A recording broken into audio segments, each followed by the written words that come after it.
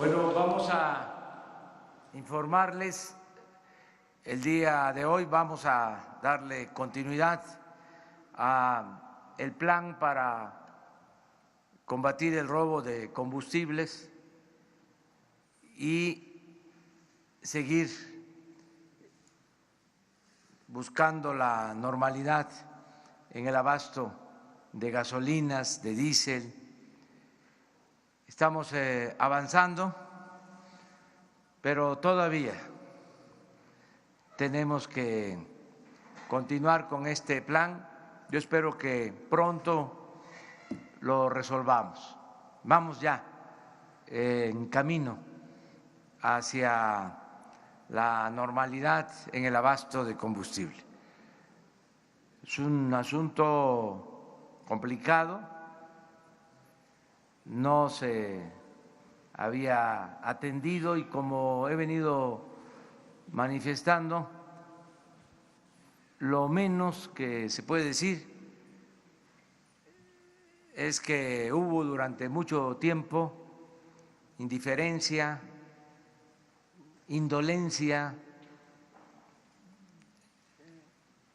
omisiones, lo menos que se puede decir.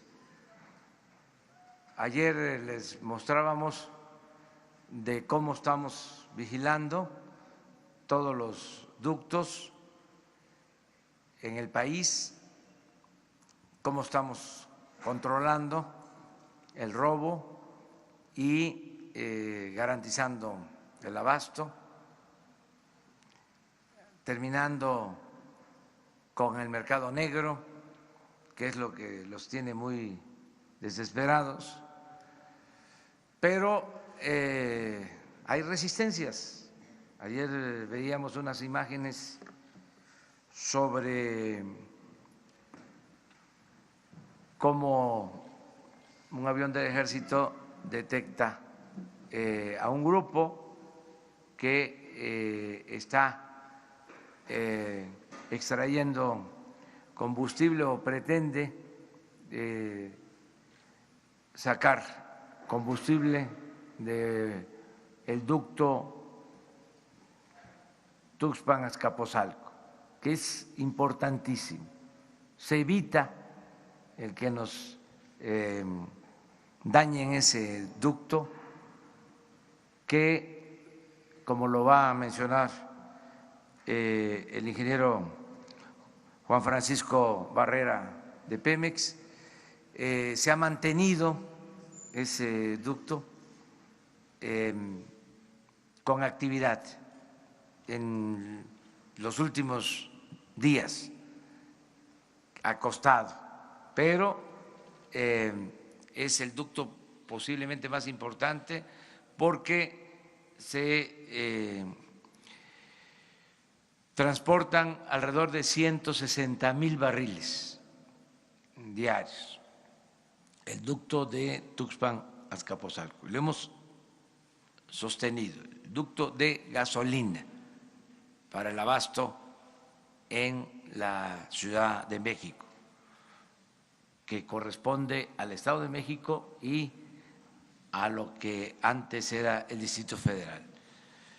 Entonces ya llevamos algunos días que hemos podido mantener en actividad este ducto por la vigilancia, lo que vimos ayer. Sin embargo, hay otros ductos en donde seguimos teniendo problemas y se siguen detectando tomas clandestinas. Les hablaba yo ayer también, y lo hice desde los primeros días, de que se permitió la invasión del derecho de vía de los ductos y hay construcciones hechas ex profeso arriba de los ductos, bodegas, y se encuentran tomas clandestinas en las bodegas que están arriba de los ductos. del derecho de vía federal. Eso se constata en lo que van a ver el día de hoy. Anoche nos reportaron tomas clandestinas en un ducto de Tula Azcapotzalco de diésel. Entonces, le voy a dejar la palabra al ingeniero para que les hable de las dos cosas. Primero, de cómo se ha comportado el ducto mayor, el de Tuxpan Azcapotzalco, y luego de esto en particular, si les parece.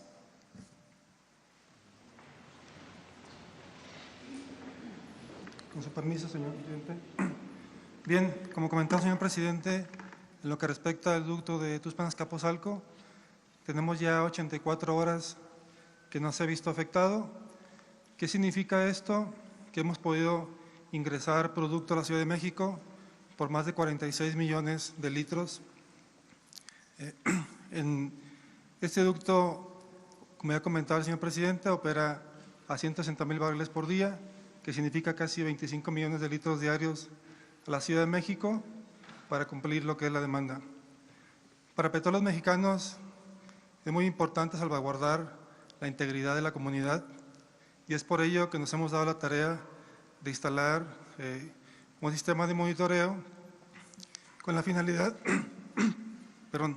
con la finalidad de poder detectar en forma oportuna alguna pérdida de contención que ocasione algún accidente a la comunidad.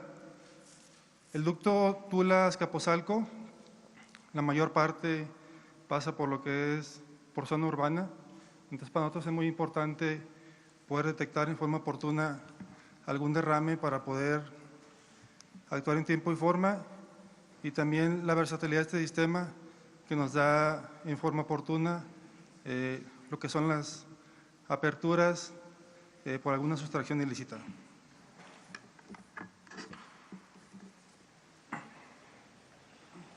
Eso es lo de ayer.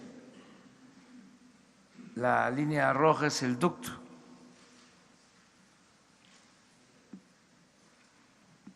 Y el círculo azul es una toma clandestina adentro de una instalación con trailers. Esto presuntamente pues es una estación de distribución de diésel particular a domicilio para el abasto de toda una flotilla.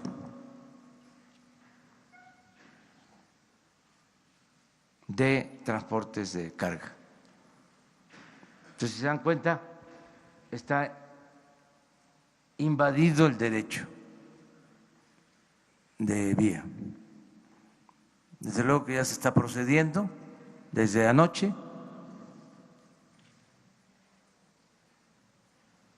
y así se tienen otros casos.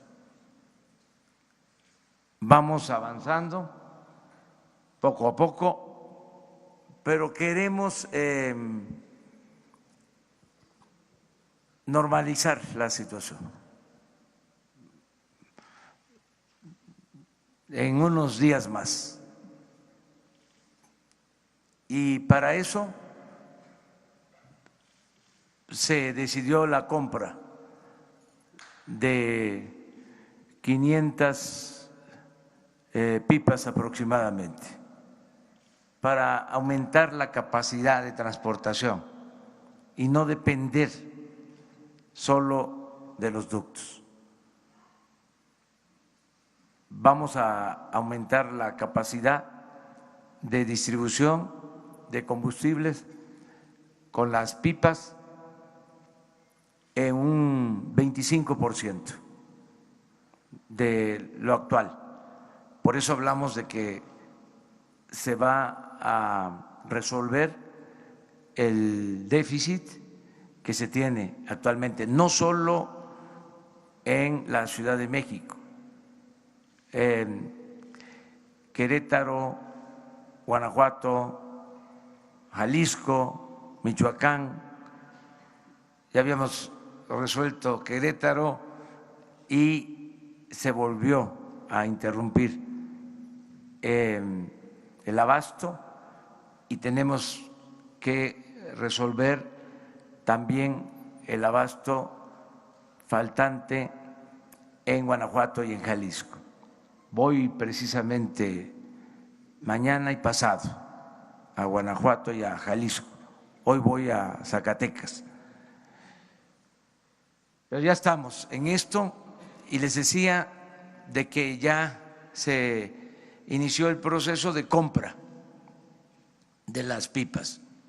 Yo espero que se tengan pronto y que empiecen a operar.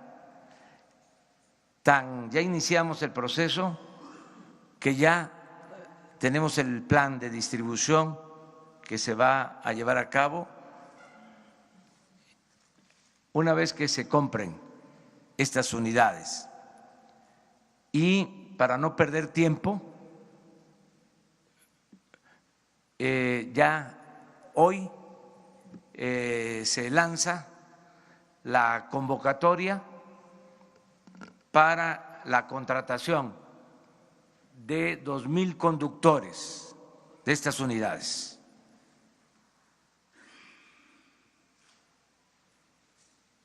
Vamos a escuchar a la secretaria del Trabajo sobre esta convocatoria, a conductores de pipas, conductores de estas unidades, que les explique cuál es el plan que se tiene. Gracias, presidente. El día de hoy queremos hacer pública esta convocatoria, invitar a conductores a que se sumen para apoyar las labores de distribución de combustible, evitar el robo, combatir la corrupción y servir a México. Estamos por reclutar a 2,000 conductores. ¿Cuáles son los requisitos? Bueno, tener licencia federal tipo E o también puede ser licencia B o C, siempre y cuando se tenga 2 años de antigüedad. Otro de los requisitos es presentar identificación oficial con fotografía. Las edades es de 25 a 60 años, tener y presentar acta de nacimiento, contar con buena reputación, presentar el CURP, comprobante de domicilio, el currículum CV, acreditar buen estado de salud y aprobar un examen de conducción. Vamos a abrir esta convocatoria y se estará recibiendo las solicitudes por 4 días. Empezamos el día de hoy, viernes 18 de enero, hasta el lunes 21. La recepción de documentos se llevará a cabo en el campo militar 1A, en 2 puertas, la puerta 3, que la entrada está por Avenida del Conscripto, y la puerta 8, la entrada por Periférico, Boulevard Manuel Ávila Camacho. Les estamos invitando a todos los conductores alrededor del país para que puedan participar en esta convocatoria, nos ayuden y a cambio, digamos, pues van a ayudar en este combate al robo de combustible. Va a haber un sueldo atractivo, seguridad social y obviamente el respeto a las prestaciones de ley. Tenemos aquí en la convocatoria números telefónicos por cualquier duda, que es el 55 55 57 95 80, 55 53 95 45 96 y el 01 800 444 8588. invitamos a todos los conductores de la República. Muchas gracias. Bueno, vamos a pedirles a ustedes que siempre nos ayudan a que se difunda esta convocatoria. Si les parece, vamos a ponerla en pantalla y la dejamos medio minuto, porque queremos que las cámaras registren .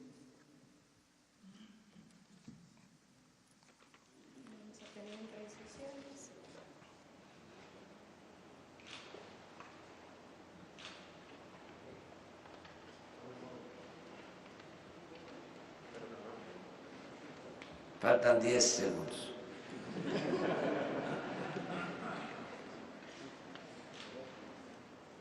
Bueno, destaco lo siguiente. El texto de la convocatoria. Conductores de vehículos cisterna, se les llama, se les convoca para apoyar en las labores de distribución de combustible, evitar el robo, combatir la corrupción y servir a México. Es una misión especial. Este es un plan que se añade al DN3 para garantizar el abasto de combustibles en cualquier circunstancia adversa. Con este equipo de alrededor de 500 pipas vamos a garantizar la distribución, repito, de 200,000 barriles diarios. Tenemos combustible suficiente, inventario de combustibles en el país, sobre todo en los puertos. Si se nos complica la situación del control, la vigilancia de ductos, de esta manera resolveríamos cualquier emergencia. Ya vamos, repito, hacia la normalidad, porque ya tenemos un sistema de vigilancia en todos los ductos. Estamos hablando de alrededor de 10,000 elementos del Ejército, la Marina, la Policía Federal, con equipos para detectar sabotaje, para detectar fugas, para detectar tomas clandestinas. Eso va a continuar, esa es la base. No vamos a dejar la vigilancia, va a continuar la vigilancia, incluso se va a ir mejorando, perfeccionando. Y en paralelo vamos a contar con este sistema de distribución, este plan DN3 especial para garantizar el abasto de combustible. Los operadores que participen van a recibir sueldos justos, sus prestaciones sociales, como lo establece la ley, y van a contar también con la protección de los cuerpos de seguridad del Estado, porque todo esto se va a manejar de manera coordinada con la vigilancia. Van a ser convoys organizados con vigilancia para evitar el robo al autotransporte en carreteras. Estamos trabajando en ese propósito, de modo que reitero el llamado a los conductores, a los camineros, amigos, para que nos ayuden, porque necesitamos tener lo más pronto posible 2,000 conductores. A partir de hoy, a las 9 de la mañana, se empiezan a recibir las solicitudes, viernes, sábado, domingo y lunes. Se reciben solicitudes en los sitios que establece la convocatoria. Estos teléfonos,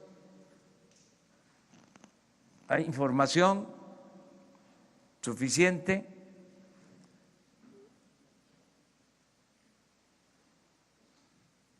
Y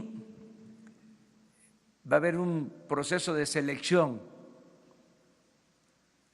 y de capacitación, de formación, de modo que podamos tener ya los primeros conductores preparados,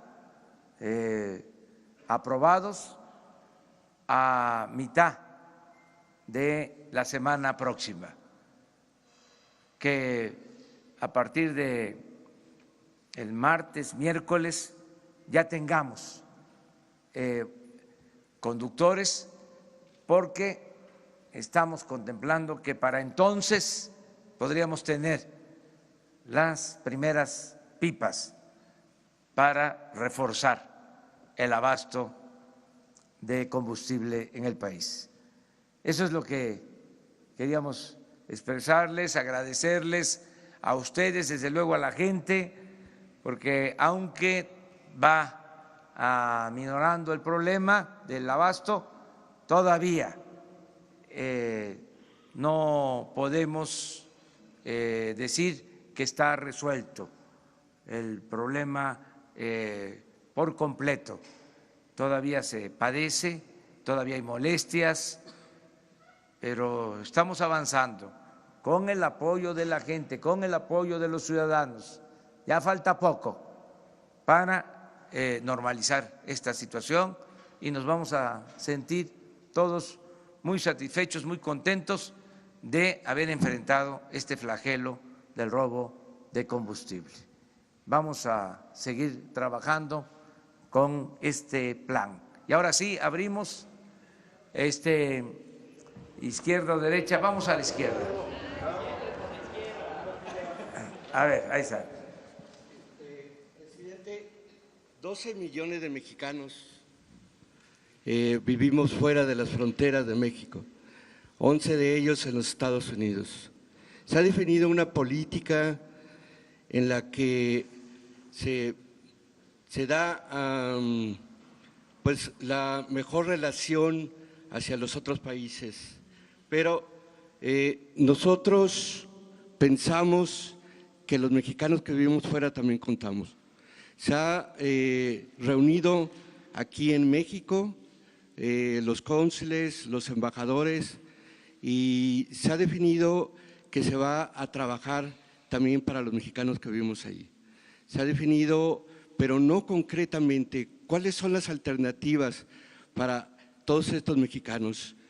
Se ha dado una política antiinmigrante dentro de los Estados Unidos, donde vivimos la mayoría de los mexicanos. ¿Qué es ese proyecto para todos nosotros? ¿Qué se está esperando de todos los mexicanos que son repatriados?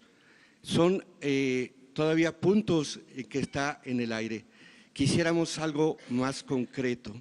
Y a la vez, usted ha sido el único que ha ido a hablar con los mexicanos, que ha abierto esas posibilidades de un diálogo, que ha luchado porque se nos reconozca dentro de los Estados Unidos. Hizo el compromiso de regresar. ¿Cuándo será ese tiempo para esto? Gracias. Bueno, estamos siempre apoyando a nuestros paisanos mexicanos que por necesidad, en busca de mejores oportunidades de vida, de trabajo, viven en Estados Unidos. Son mexicanos, paisanos, que tenemos la obligación de apoyar y de proteger. Y se está haciendo. Acabamos de tener una reunión, en efecto, con embajadores, con cónsules aquí, en este sitio, y en mi intervención puse el énfasis en fortalecer a los consulados que tiene México en Estados Unidos. Dije textualmente que los consulados de México en Estados Unidos se iban a convertir en una especie, lo subrayé, porque los formalistas dicen que esto no es posible. Dije que se iban a convertir en una especie de procuradurías para la defensa del migrante.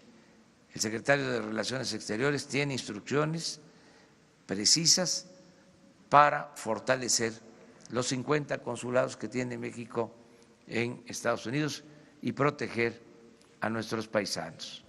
Estamos en eso, atendiendo todo el tema migratorio con la premisa, con el criterio de que lo mejor entre los dos pueblos, entre las dos naciones, los dos gobiernos, es la cooperación para el desarrollo, el respeto mutuo y que podamos mantener una relación de amistad entre el gobierno de Estados Unidos y el gobierno de México. Y en eso estamos, nuestros diplomáticos están trabajando en ese propósito y también toda la política migratoria de México va orientada a la defensa de los derechos humanos, no solo de mexicanos, sino de todos los migrantes. Esa es nuestra postura.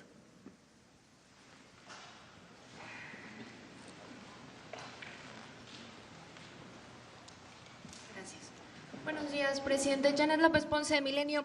Preguntarle sobre estos 4 generales y coroneles que estaban encargados de la seguridad de los ductos de Pemex y que de acuerdo a las investigaciones, no nada más, como usted decía, sonaba la alarma y la dejaban muchas horas sonando, sino que incluso había amenazas directas en contra de los trabajadores que se encargaban de la vigilancia para que no reportaran estas fugas e incluso pues también se sembraran algunas válvulas y no se le pudiera dar seguimiento, es decir, deliberadamente permitían que los huachicoleros trabajaran desde dentro de Pemex.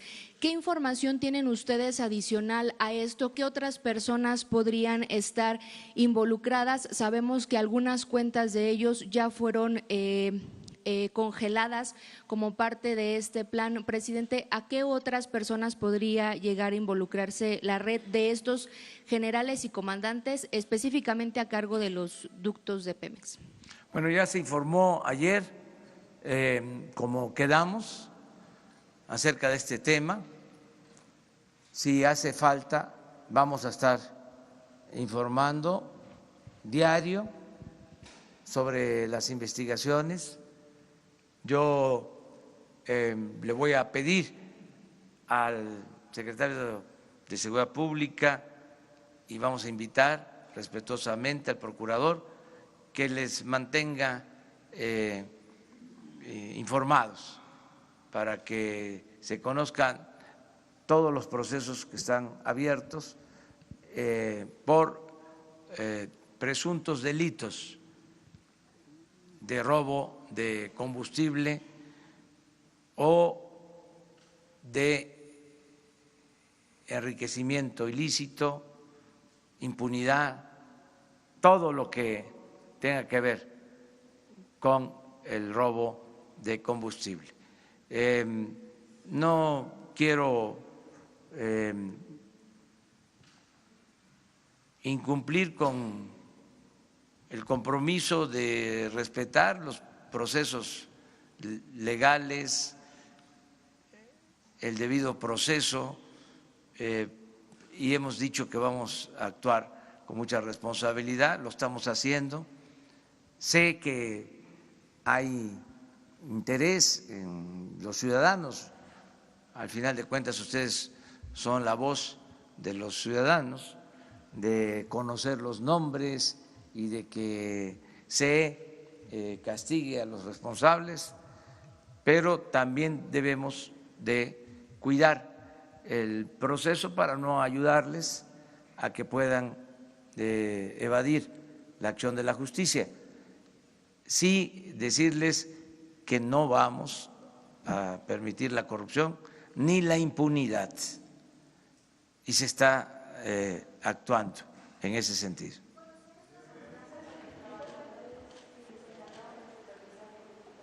No, pero hay otras pruebas, eso sí. Lo que les decía, cuando menos que se tenía la información sobre el robo y no se actuaba, y otro tipo de elementos, pero eso corresponde a los procesos judiciales. A ver, así, ándale. Federico Lamont, de ABC Radio. Sí. Con relación a la declaración de la colega García, que los carteles o los huachicoleros tienen un atlas de riesgo donde pasan los ductos, ¿qué tan vulnerables son los ductos para un atentado por parte del poder huachicol? Ese es un tema. Y si ya no se va a subrogar a particulares el tema de las pipas, porque antes exgobernadores mexiquenses hacían alarde del uso de la subrogación de ese servicio. Y con relación a la terna que le envió el Senado, los 10 nombres, y si usted ya le regresó al Senado para el fiscal de la Nación. Gracias, señor presidente. Muy bien, pues estamos enfrentando sabotajes. Yo hago un llamado a todo el pueblo de México para que mantengamos la paz, que optemos siempre por la no violencia, que no haya enfrentamientos. Hay ahora un gobierno nuevo que está garantizando el desterrar la corrupción, la impunidad, que tiene como premisa fundamental la honestidad como forma de vida, la honestidad como forma de gobierno.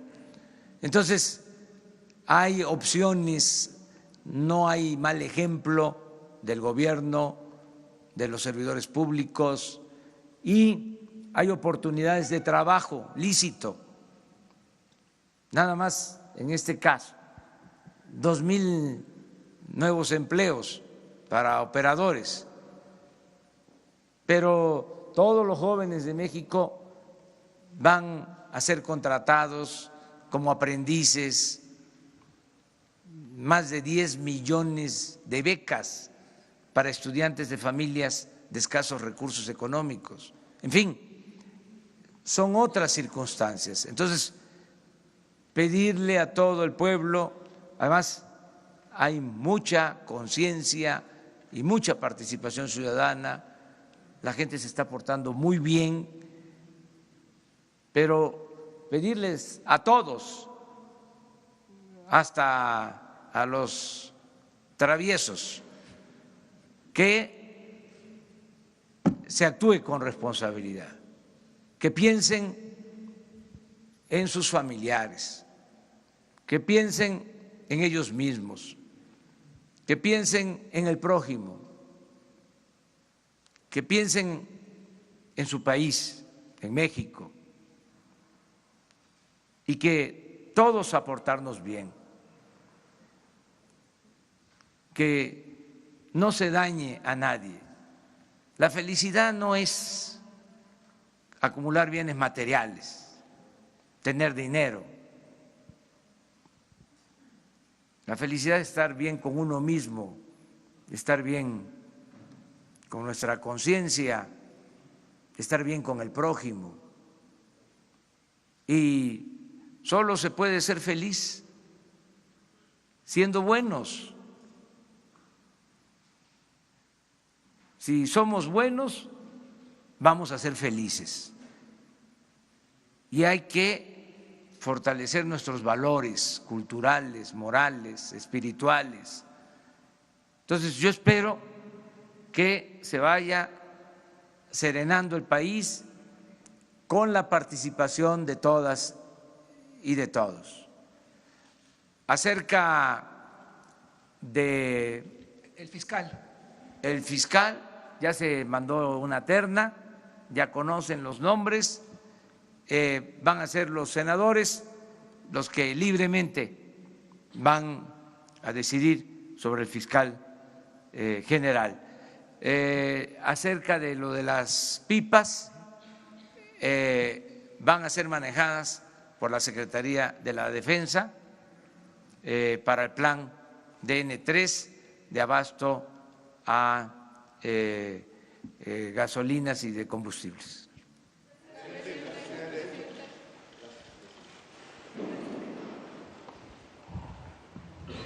Buenos días, presidente. Daniel Blancas, de Crónica. Dos preguntas. Ayer, como se dispuso en la tarde, se nos presentaron algunos datos de lo que se está haciendo. Los revisamos, el 14% de las investigaciones que se han iniciado, presidente, el 14% no tiene detenido. De los detenidos, solo 1 de cada 3 es puesto a disposición de la autoridad judicial. Entendemos, y lo hemos visto en los operativos que nos han mostrado los secretarios, que pues la mayoría de las personas que están ahí pues son gente del pueblo. Es gente que está cargando cubetas, que anda con las mangueras, etcétera. ¿Cómo lee esta disyuntiva usted? Por un lado, el que haya, digamos, ciertas concesiones al pueblo que está dedicándose al huachicoleo, y por el otro lado, la posibilidad de aprovechar los programas sociales que están a su disposición. Entonces, ¿hay concesiones a este pueblo que se está dedicando al huachicoleo? ¿Cómo lee esta situación? Esa es una pregunta. La segunda tiene que ver con lo que usted nos decía ayer, la capacidad de los ductos.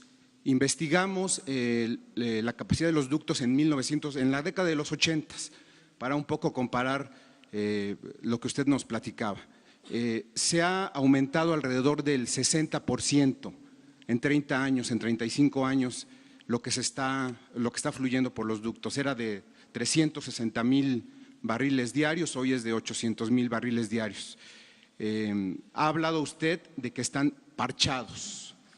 También sabemos que es alta la incidencia de fugas que no necesariamente tienen que ver con algo intencional, sino que es propio de la falta de buen estado de los ductos. ¿Hay un riesgo para el país por esta situación de parches y lo vetusto que está el sistema? Bueno, estamos llevando a cabo un plan integral que incluye el dar oportunidades de empleo y de bienestar a la gente que vive por donde pasan los ductos. Voy la semana próxima, martes y jueves, a comunidades por donde pasan ductos, hablar con la gente. Ya se están implementando programas, no solo en esta zona y por estas circunstancias, sino en todo el país. O sea, nosotros pensamos que la paz y la tranquilidad son frutos de la justicia, que no se resuelven las cosas solo con medidas coercitivas. Les diría que el 80% tiene que ver con el desarrollo, con el trabajo, con el bienestar de la gente, con el fortalecimiento de valores. Y el 20% es lo que atañe a la actuación judicial o de la seguridad pública. Esa es mi concepción. Por eso tengo confianza de que al ir creciendo el país en lo económico vamos a tener más posibilidades de resolver los problemas. No hay ningún riesgo grave por el estado en que se encuentran los ductos. Lo que estamos pidiendo es de que se cuiden los ductos y que la gente no corra riesgos, porque el pinchar un ducto implica mucho riesgo. Esto nos los están planteando constantemente los técnicos. Entonces, decirle a la gente que no se arriesgue, porque es muy peligroso, pero es por la perforación que se hace de los ductos. Eso es un riesgo. Lo otro, pues es el sabotaje de manera deliberada, como lo hacen. Trataron, sobre todo al inicio de la campaña, de dejarnos sin abasto para crear una situación de caos, sobre todo en la ciudad. Afortunadamente se intervino rápido y la gente que nos ayudó, porque se resistió. Ahora han bajado las colas en la ciudad, aunque todavía no se resuelve el problema, pero hubieron días difíciles en la ciudad y la gente estoicamente, responsablemente aguantó. Y también los medios no cayeron en el sensacionalismo, tuvieron una actitud muy responsable. Entonces, no hay riesgos graves, es mi apreciación. Lo otro que me preguntaste es… Si al pueblo no se le manda, digamos, un mensaje, pues es un poco polémica la situación, ¿no? Sí, sobre el castigo. Sí, me dedico al huachicoleo porque sé que no me van a perseguir, que no me van a castigar. No. Le hago caso al presidente. No, son las dos cosas. Es la aplicación de la ley sin impunidad para nadie, pero también la oportunidad de tener un trabajo honrado, que nadie se vea obligado a robar o a cometer ilícitos. Ese es el planteamiento. Y aunque los procesos judiciales son lentos, y ese es otro tema, vamos a continuar. Aunque lleve tiempo, no se va a detener ninguna investigación. No hay impunidad. Es decir, no va a haber ninguna persona, por poderosa que sea, que impida que se castiguen de los delitos. ni grupos. Ya hemos hablado sobre este tema, porque la encomienda que recibimos del pueblo es no permitir la corrupción ni la impunidad. Y en eso estamos y vamos a continuar. A ver, primero y luego allá, y aquí tres, ya. Y nos vamos a la derecha. Buenos días, presidente. Servidor Carlos Pozos, de Líderes Mexicanos y Petróleo y Energía. Precisamente sobre estas pipas y la contratación de estos trabajadores, la contratación de estos obreros se debe porque hay desconfianza al sindicato petrolero, porque no hay confianza en sus líderes empresariales, toda vez de que pues veo que va a ser, dice usted que va a ser la Sedena. Igualmente, presidente, usted va a lanzar una propuesta al Congreso sobre el Centro de Logística para la Distribución del Transporte, que estará en la Secretaría de Energía. Se está sacando esa área a la Secretaría de Energía. ¿Se va a desmantelar o qué va a pasar con esa área, señor presidente? Bueno, es un asunto de seguridad nacional, lo del plan de las pipas, por eso hablo de N3, de abasto seguro de combustible. Por eso, básicamente, es que van a estar las pipas en la Sedena.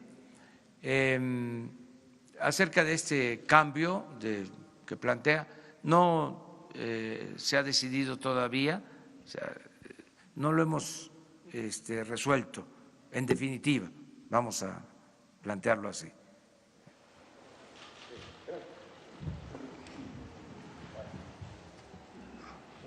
Sí, adelante. Buenos días, señor presidente. Urbano Barrera, del diario Ovaciones. Sí, tres preguntas directas. La primera es, ¿cuándo podremos conocer la lista de los concesionarios gasolineros, los proveedores de medicamentos al sector salud, los proveedores a Pemex, a la Secretaría de Comunicaciones y Transportes, a la Comisión Federal de Electricidad? Esto contribuiría mucho al ánimo de transparencia de su gobierno. Esa es la primera. La segunda, ¿se mantiene usted en la idea de cancelar al Instituto Nacional de la Evaluación de la Educación? Están por preparar una campaña para evitar que se les cancele. Y la tercera, si me lo permite, aprovechando la presencia de la Secretaría del Trabajo, preguntarle si hay un porcentaje en el que se va a reducir a la burocracia, a los trabajadores de gobierno, porque hay un plan de dar empleo a los jóvenes de 18 a 29 años, pero ¿qué pasa con ese gran número de personas que va a quedar desempleada del sector gobierno? Quisiéramos saber si tiene un número o un porcentaje de todos los trabajadores de gobierno que van a ser despedidos. Gracias, señor presidente. Mire, ya se llevaron a cabo los ajustes, ya se redujo la estructura administrativa de trabajadores de confianza,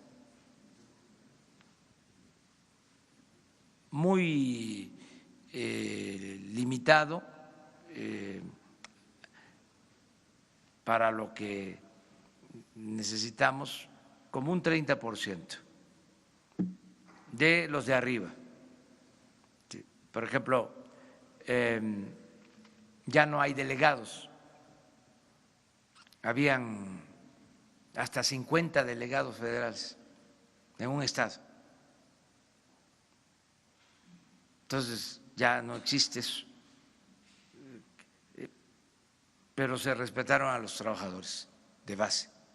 Entonces fue arriba que se hizo el ajuste, básicamente. Y hay muchas oportunidades de trabajo, de empleo. Lo que… Sí, no, claro que me mantengo. O sea, la llamada reforma educativa fue una farsa. Y se hizo por motivaciones políticas e ideológicas y dañó mucho al país. En vez de mejorar la educación, afectó la educación. porque se degradó a los maestros, como nunca, se les humilló. Y es de sentido común, no se puede llevar a cabo una verdadera reforma educativa sin los maestros, y menos ofendiéndolos, humillándolos. Eso se termina. Además, ¿por qué instituto de evaluación para el maestro? Entonces tendríamos que tener institutos de evaluación para los médicos, para los policías, para el presidente, para los diputados, para los senadores. Ya, hasta ahí me quedo. Entonces, ¿por qué la hazaña en contra de los maestros? Porque lo ordenaron en el extranjero, porque es parte de la agenda internacional de las llamadas reformas estructurales. Eso ya no rifa, como se dice coloquialmente, ya no, ya la agenda es la nuestra. No vamos a permitir que nos impongan una agenda como sucedió durante 3 décadas, 30 años, que reforma energética. Ya sabemos el resultado de la reforma energética, o hay dudas, que no se nos cayó la producción petrolera. Ahí está la reforma energética en el robo de combustible tolerado, que nos dijeron que iba a bajar el precio de los combustibles y los elevaron. ¿Cuál reforma energética? ¿Para qué sirvió? La reforma fiscal, ¿qué significó? Aumentos de impuestos, manteniendo la misma corrupción, el mismo derroche, el mal ejemplo en el gobierno. La reforma educativa, igual. Entonces, ya no, es esa agenda. ¿Cuál es la agenda nuestra? La que prevalece, combate a la corrupción. ¿Por qué no estaba en la agenda de las reformas estructurales el combate a la corrupción? Cuando en los últimos 3 gobiernos creció la corrupción 3 veces, medida por Transparencia Internacional. Pasamos del lugar 30 en 3 sexenios al 136. ¿Dónde estaba la reforma para acabar con la corrupción? ¿Qué no es ese el principal problema del país? Entonces, ya no sigue, no va a continuar la misma agenda. Ahora es combate a la corrupción, crecimiento económico para generar empleos, bienestar para el pueblo y paz y tranquilidad. Esa es nuestra agenda. De la lista de concesionarios, señor presidente, ¿cuándo? Se va a presentar porque es una regla de oro de la democracia, la transparencia. Okay. Entonces, como no tenemos ahí ninguna limitante, ¿sí? No es como el caso de dar los nombres, ¿sí? Para que se conozca quiénes están siendo investigados. En el caso de la transparencia vamos a dar a conocer, y es mi compromiso, los nombres de todos los concesionarios de Pemex, Comisión Federal de Electricidad. ¿Qué más me pediste? Lo primero que planteaste. Los que abastecen al ISSSTE, al Seguro Social y a la Secretaría de Salud y a los estados de medicinas. Claro que sí. Gracias. Vamos a dar a conocer todo eso. A ver, vamos despacio. A ver, ¿qué medio es? 1 TV. Es el que sale en el telefonito. Yo soy Río 12 y tengo 2 semanas intentando preguntar. ¿Mandé? Yo soy de Río 12 y llevo 2 semanas intentando preguntar. Ah, no, adelante. Gracias, señor presidente. Señor presidente, la semana pasada usted tuvo un encuentro con los embajadores y cónsules y su postura sobre la política exterior hizo comentarios muy favorables, desfavorables quizá, no solo en México, sino en el mundo, porque en sus planteamientos le da un giro de 360 grados al manejo de la política de México, y algunos analistas e investigadores de este tema, sobre todo de la diplomacia, han vertido comentarios a favor, en contra, de que por un lado, pues efectivamente ellos creen que se están espantando esos buitres neoliberales que en un tiempo se mencionó, porque México está asumiendo una postura legítima en torno a los derechos, al derecho internacional. Sin embargo, algunos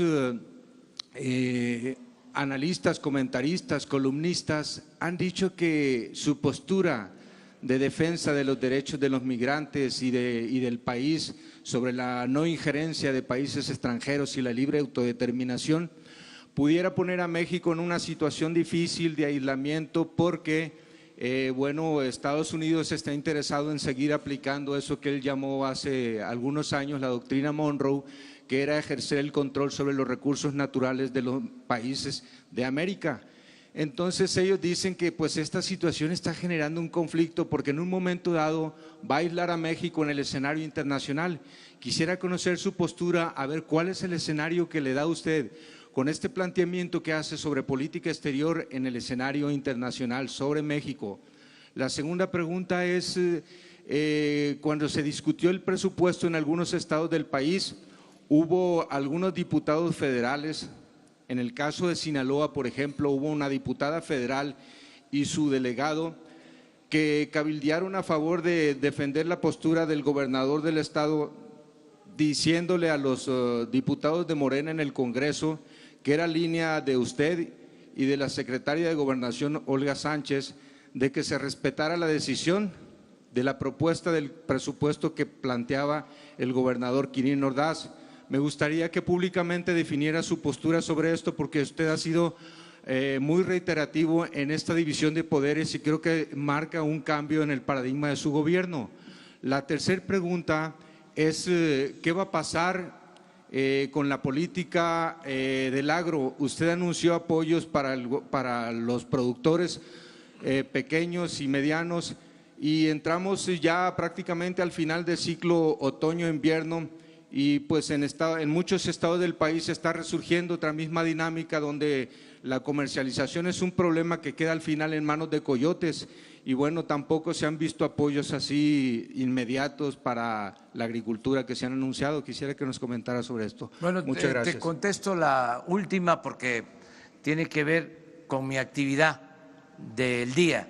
Hoy voy a Zacatecas y se da a conocer, adelanto, lo de el establecimiento de precios de garantía para los productos del campo. A eso voy a hacer el anuncio. Se van a establecer precios de garantía para productos básicos, maíz, frijol, arroz, trigo, leche, los básicos, para apoyar a pequeños y a medianos productores. En el caso del maíz, más de 5,000 pesos la tonelada.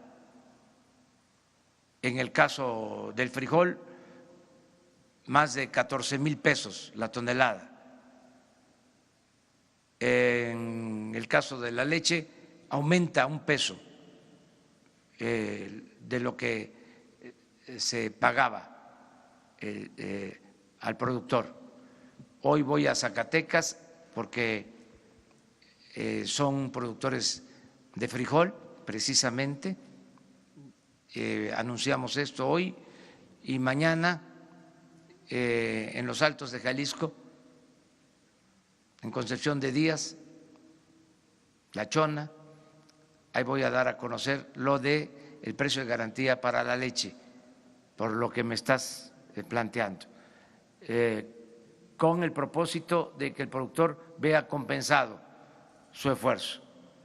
Ahí ya comenzamos con todo lo que es el apoyo al campo. En cuanto a política exterior, pues nos ajustamos a lo que establece el artículo 89 de la Constitución.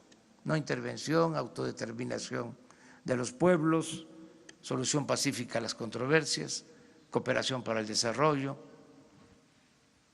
Sobre eso estamos haciendo nuestra política exterior, procurando, y esto va a ser constante, mantener buenas relaciones con todos los pueblos, con todos los gobiernos del mundo, no pelearnos con otros gobiernos, respeto mutuo. Esto nos ha ayudado bastante,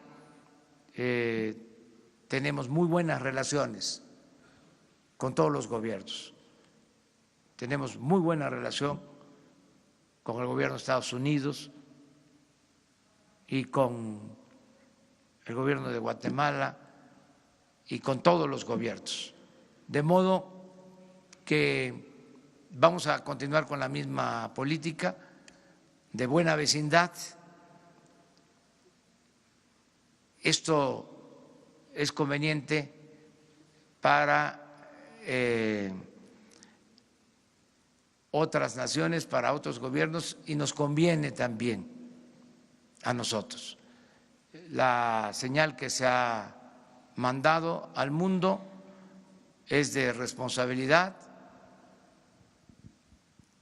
y esto se ha traducido en confianza. No tenemos problemas de inestabilidad financiera, al contrario, se ha apreciado el peso en los últimos tiempos. La otra es sobre Sinaloa. Miren, yo tengo una muy buena relación con los gobernadores de todos los partidos, o surgidos de los partidos, porque ahora se tiene que gobernar para todos los ciudadanos. Es distinto el partido al gobierno. Gobierno significa atender a todos. Y cada vez que hay oportunidad, platicamos con los gobernadores. Lo acabo de hacer antier con el gobernador de Oaxaca.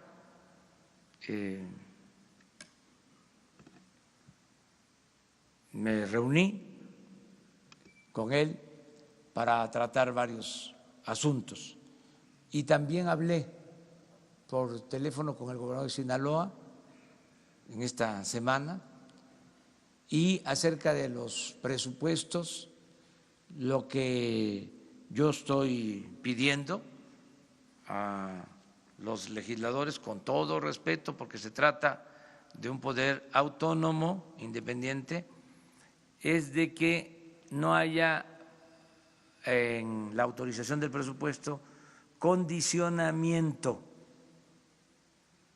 es decir, que no se condicione el voto a la entrega de recursos, a la creación de bolsas especiales, que no haya moches,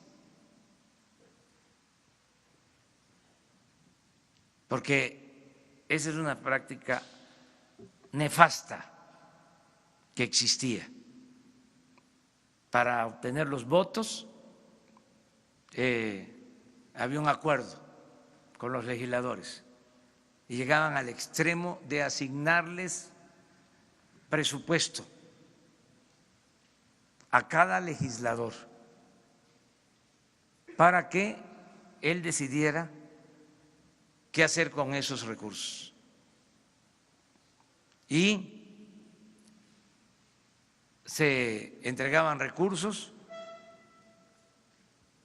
para hacer obras a cambio de moches, de sobornos, o a cambio de que los legisladores, que no tienen nada que ver con estas funciones, asignaran empresas contratistas para la realización de esas obras. Entonces, la recomendación en general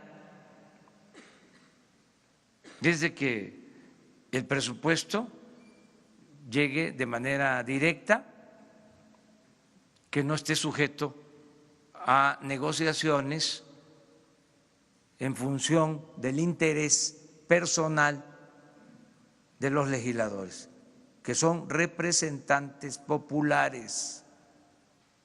Entonces, esto aplica por parejo. Nada de que, a ver, sí te vamos a aprobar, pero ¿cómo nos vamos a arreglar? Eso no. Yo recuerdo que en un gobierno, no voy a mencionar cuál, porque ya no puedo decir esas cosas, tengo que autolimitarme, pero se aprobaba el presupuesto por unanimidad. Imagínense que el Ejecutivo enviaba el presupuesto y todos votaban a favor. No había voto en contra. ¿Cómo le hacían? Era un mago el secretario de Hacienda de entonces. Pues repartían a todos y así obtenían los votos. Eso ya no. Lo mismo pasa, aunque no nos corresponde a nosotros, pero yo soy el representante, el jefe del Estado mexicano, y tengo que hablar de estas cosas. Lo mismo pasa en los ayuntamientos, con los cabildos. Primero, sueldos para regidores elevadísimos. Deben estar algunos regidores todavía ganando más que lo que gana el presidente de la República. Regidores. Pero no solo eso, sino como se requiere autorizar la cuenta del presidente municipal, cada vez que se requiere de una firma, un apoyo adicional. ¿Qué sucede? Antes más, ahora menos. Espero que ya esto se acabe. Que cuando había una elección en un estado, por ejemplo, para presidentes municipales, diputados locales, se inscribían al interior de partidos, si era para diputados y eran 30 distritos, se inscribían como candidatos de partidos para competir, si eran 30, se inscribían 100. Si eran para presidentes municipales y eran 20 municipios, se inscribían 200. Pero si era para regidores, que eran 6, 7, 9 regidores, 1,500 aspirantes a ser candidatos a regidores, porque los sueldos de los regidores elevadísimos, además con prebendas de todo tipo. Claro que estamos empezando por limpiar de corrupción de arriba para abajo. Pero eso se tiene que ir terminando. A eso obedece mi intervención en el caso de Sinaloa. No es decirles voten por la propuesta del gobernador, es decirles con todo respeto, no condicionen el voto, piensen en la gente, piensen que el presupuesto es dinero del pueblo. Eso es lo que ha pasado. Presidente, Agustín Velasco de Uno TV o Uno Noticias. Yo quisiera preguntarle sobre un tema que trascendió esta semana, pero que no le hemos tenido oportunidad de preguntar hasta ahora. Es el asunto de este presunto soborno que habría dado Joaquín El Chapo Guzmán al expresidente Enrique Peña Nieto de 100 millones de dólares, si no me equivoco. ¿Qué información tiene su gobierno acerca de este caso? Si se ha investigado, si le han pedido información. La segunda pregunta es, ¿ya se han detectado en otras ocasiones tomas clandestinas en la Ciudad de México, en ductos de Pemex ubicadas en la Ciudad de México? ¿Se han detectado este riesgo en las últimas semanas? Y finalmente, preguntarle, ayer usted hablaba acerca de este mercado negro de petróleo crudo en las plataformas petroleras, pero también en los litorales de Tabasco y Quintana Roo, Campeche. Decía usted, es un asunto probablemente de contabilidad, pero hoy también hay información acerca de que los sistemas de medición en algunos buquetanques podrían estar modificados, que no cumplen con la norma. Si hay alguna investigación acerca de esto, sí, ya hay personas a las que se está investigando. Gracias. Sí, sobre esto último, estamos ya preparando un plan con ese propósito de monitoreo y de vigilancia. Se está por concluir una estación de vigilancia en la terminal marítima de Dos Bocas. Por ahí sale la mayor parte del crudo que se exporta, alrededor de 1 millón de barriles diarios. Es una terminal, ahí llega crudo de la sonda de Campeche y de los pozos de tierra. A partir de ahí vamos a vigilar todo el litoral. Esto va a estar a cargo de la Secretaría de Marina. Estamos ya trabajando con eso. Acerca de las declaraciones de testigos en juicios que se siguen en Estados Unidos, nosotros no tenemos información adicional, sí estamos atentos, no podemos juzgar si no tenemos pruebas, eso es lo que puedo comentar. Bueno, es parte de esto. Esta toma está en Tutitlán, en el Estado de México, que es la ciudad la que vimos, esto es Tutitlán, es la zona conurbada, y hemos detectado más cerca todavía de Azcapotzalco también, y estamos viendo esta situación, pero es parecido a esto. Sí. Sí, no, pues es que esto está muy cerca. Esta es la ciudad. Sí, también.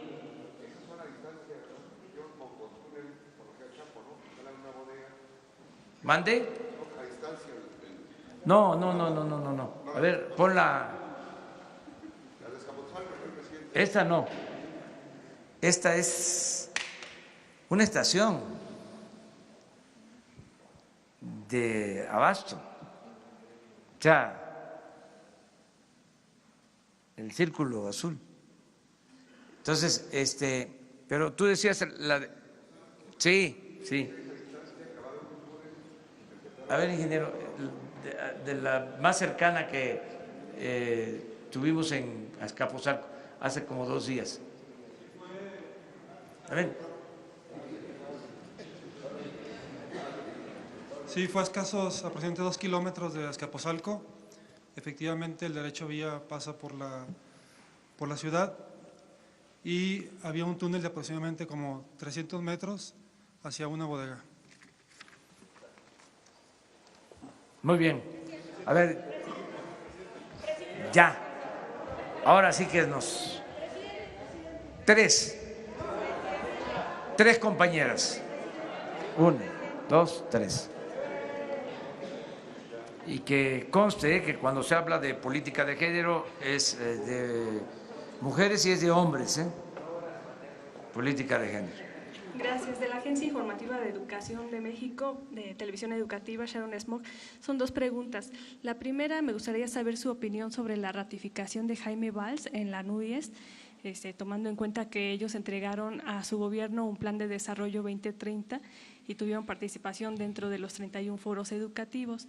Y la segunda es, bueno, aprovechando si está la Secretaría de Trabajo, si nos pudiera comentar un poco más sobre el proyecto o programa Jóvenes Construyendo el Futuro, sobre la duración de la capacitación, en qué consistirá.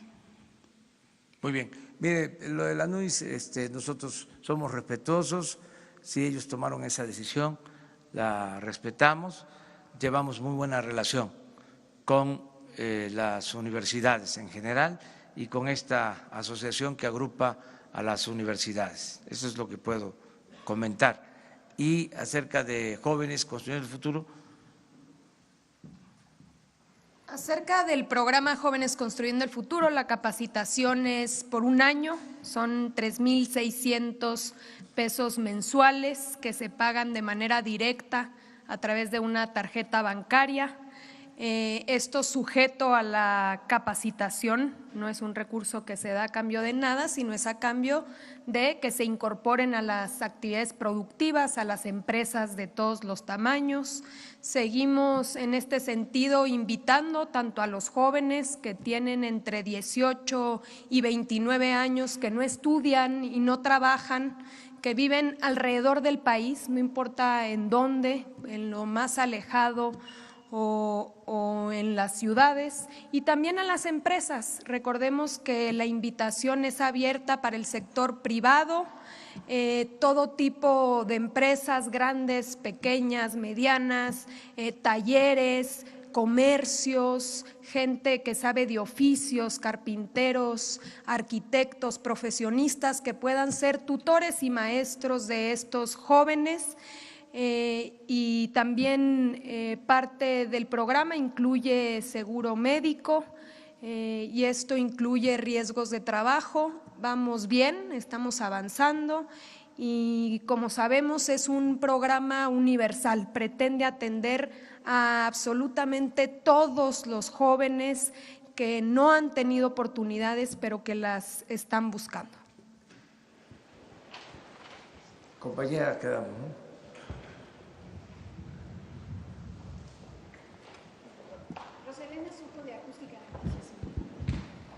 Preguntarle si nos puede decir más detalles en relación al huachicoleo de los medicamentos, porque nos ha adelantado que el sector salud ha sido uno de los sectores más dañados. Entonces, ahora el plan contra la corrupción de su gobierno va a este sector después del huachicoleo. ¿Cómo va a ser su plan anticorrupción? ¿Va a ir paso por paso? ¿Qué otros sectores más están infectados de corrupción? ¿Cómo ha encontrado la administración, un balance que nos pueda hacer al respecto? Mucha corrupción. Un gobierno plagado de corrupción. En todo sentido, en todas las áreas. Hablando de Pemex, por ejemplo, mucha corrupción. Nos entregaron información de que en el gobierno anterior, al inicio de la administración, se licitó para comprar 700 pipas. Esto porque vamos a hablar después sobre la ampliación de los ductos. O sea, que no es así, pero yo respeto tu punto de vista. Además, para eso son estas conferencias, ¿no? Que podamos contrastar información de manera respetuosa. Pero hablando de las pipas, 700 pipas, ¿te da el anticipo a una empresa? Esa empresa le entrega el anticipo a otra, no hacen nada y no entregan las unidades.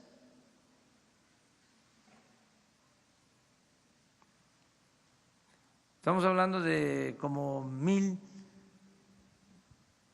1.400 millones y el anticipo como de 400 millones. Y es un asunto judicial, nosotros vamos a revisarlo, pero acaba de resolverse acerca de la responsabilidad de los inculpados. Pero, ¿sabían ustedes algo de eso? De la compra de las 700 pipas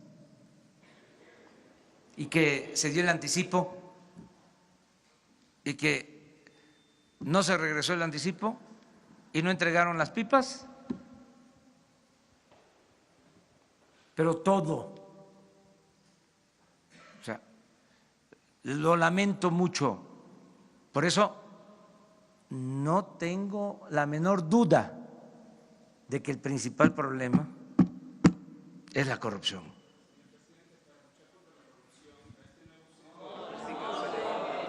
Entonces, vamos a seguir adelante, nada más que con orden, ahora sí, de uno en uno, para que no paremos la actividad del gobierno, porque nos importa mucho producir petróleo, producir energía eléctrica, que se terminen de entregar todas las tarjetas para el bienestar, no pararnos, pues, que lo de hoy en Zacatecas, lo del precio de garantía, o sea que con una mano impulsar el desarrollo y con la otra parar la corrupción. Un ojo al gato y otro al garabato. Entonces, vamos poco a poco, pero va lo del el combate a la corrupción en la compra de medicamentos. Va. O sea, ¿Cuándo tendremos? van a tener información porque vamos a hacer todas las compras de manera consolidada, con precios transparentes, para que no se paguen sobreprecios y para que haya medicinas. Es que no hay abasto de medicamentos por la corrupción en las medicinas. Se robaban, espero que ya no lo sigan haciendo, hasta el dinero de las medicinas. A ese grado se había llegado. Entonces, vamos a seguir y con el apoyo de ustedes. Compromiso, ¿verdad? Y con el apoyo de los ciudadanos, estoy seguro. Terminamos. Presidente, buenos días. Michelle Mejía, de Multimedios. Preguntarle sobre esta convocatoria. Se habla de todos los aspirantes que tengan buena reputación. ¿Bastará con que pues todas estas personas no solo lleven alguna carta de recomendación, no sé, algún acta de antecedentes no penales, y si en algún momento ustedes en la selección harán algún tipo de prueba, de control, de confianza, de qué tipo será. Y por otra parte preguntarle cuál sería el sueldo de estas personas, porque muchas veces las personas se vayan al crimen organizado es porque a veces los sueldos son muy bajos. ¿Cómo hacer esto atractivo para que pues las personas puedan formar parte de esta estrategia? Y preguntarle por otra parte sobre la Guardia Nacional, que ahorita está todavía en discusión ya ahora en la Cámara Alta, si usted se va a reunir con los legisladores de Morena, pues para que finalmente todos los cambios que usted ha solicitado que se puedan ya plasmar en este dictamen, pues se puedan llevar a cabo. Gracias. Sí, el sueldo es justo, un sueldo apegado a lo que se recibe en el mercado. Se está hablando de 25, de 14,500 quincenales.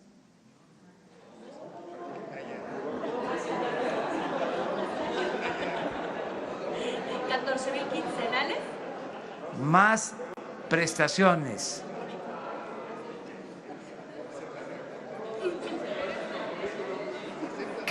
¿Por qué su reacción así? O sea, es que sí, sí, eso lo vamos a tratar también, lo que les pagan a ustedes. Respetuosamente vamos a hablar de este tema, ¿no? En su momento. Lo otro que comentabas, sobre la capacitación, el cuidar de que sea gente preparada, capacitada, que no tenga antecedentes penales, todo eso se está cuidando. No se incluyó lo de la carta de no antecedentes penales porque hay un ordenamiento que impide solicitar eso.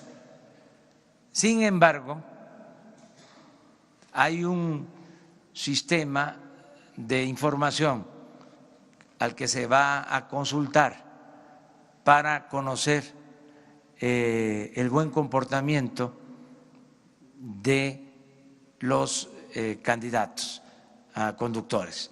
O sea, es una capacitación técnica y también cuidar que sea gente como se planteó en los requisitos, que sea gente buena, honorable. La verdad que la mayoría de los mexicanos pasan ¿Pero aplicarán la algún prueba. tipo de examen, de control, no sé? Sí.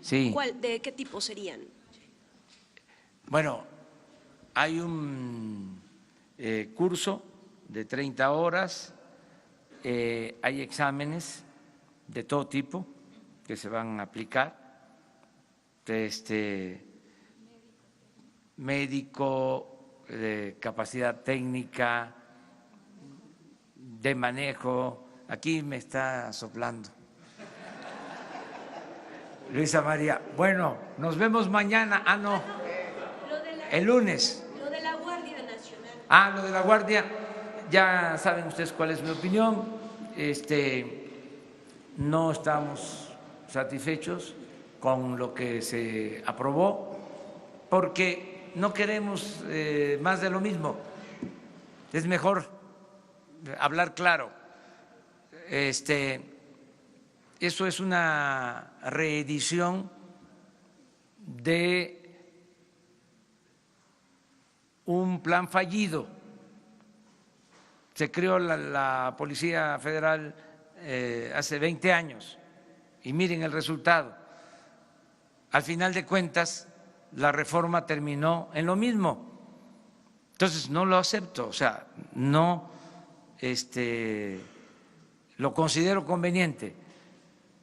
Entonces, como estamos hablando con claridad, queremos que se convenzan, queremos persuadir a los legisladores de que necesitamos del apoyo de las Fuerzas Armadas, necesitamos el apoyo de la Marina en el combate a la inseguridad, que necesitamos ese apoyo que es indispensable para enfrentar el problema de la inseguridad y de la violencia.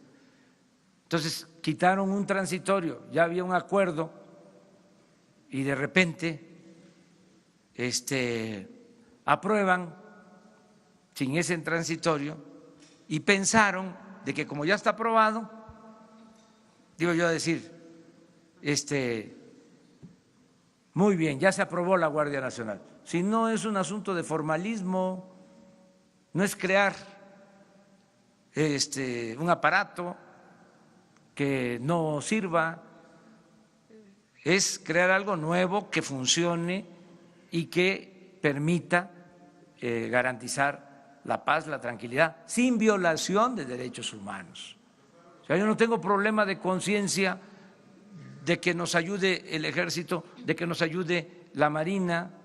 Entonces, eso fue lo que motiva el que se le pida respetuosamente a los senadores que se revise por qué se suprimió ese transitorio y otros textos sobre la reforma. Entonces, también con toda libertad, nosotros, yo tengo la obligación de decir, ese es un instrumento que no nos ayuda del todo. Tengo que plantearlo.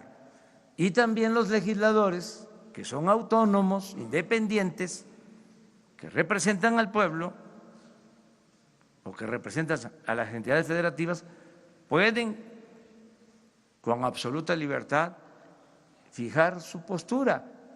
Lo que pasa es que como son asuntos de interés público, no podemos quedarnos callados. Ya no es el tiempo de antes, de que se daba una línea del presidente y todos a votar en una dirección, en un sentido. Pero tampoco estamos en el tiempo en que, a ver, se aprueba en el legislativo algo y no decimos nada cuando nosotros vamos a utilizar el instrumento legal para enfrentar el problema de la inseguridad y de la violencia. Presidente, pero el hecho de que ahorita digamos que la aprobación está en pausa, ¿esto no estaría retrasando los planes de su gobierno? Y si en su momento usted estaría pensando, digamos, en un plan B, hablando del tema de seguridad que usted en algún momento habló, pues que haya un plazo para devolver la seguridad al Ojalá y se resuelva pronto, eso sí, pero también los legisladores, las cámaras son autónomas, tienen sus tiempos, ¿sí? Hay sesión ordinaria, hay sesión extraordinaria, ojalá y lo consideren urgente, pero ellos van a decidir, ojalá y se resuelva en un extraordinario, pues. Es que la verdad el plan B ya lo estamos aplicando todos los días aquí. O sea, porque ni modo que estemos esperando, ¿no?, a que apruebe. O sea, si todos los días hay problemas que tenemos que enfrentar. Muy bien, muchas gracias. Nos vemos el lunes.